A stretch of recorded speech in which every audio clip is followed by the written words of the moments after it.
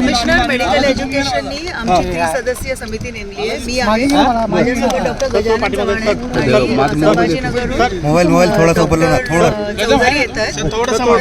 कल्याणी नगरची चौकशी आणि त्या दिवशी घडलेल्या घटनेचा घटनाक्रमची माहिती आम्ही घेणार आहोत आणि त्याप्रमाणे अहवाल आम्ही शासनाला कळवू.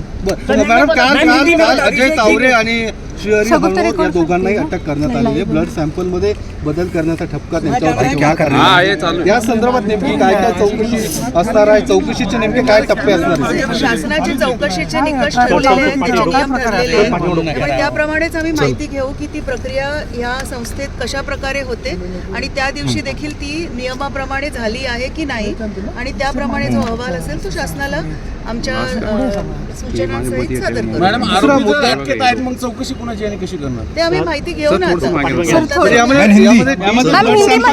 त्यांच्याशी बोलणार का? ससूनचे जे डीन आहेत विनायक काळे त्यांची काही चौकशी असणार यामध्ये? चौकशी ही त्या दिवशी घडलेल्या घटनेची होणार आहे. त्या घटनेच्या अनुक्रमाने ज्या ज्या व्यक्ती त्याशी संबंधित असतील त्यांची चौकशी होईल.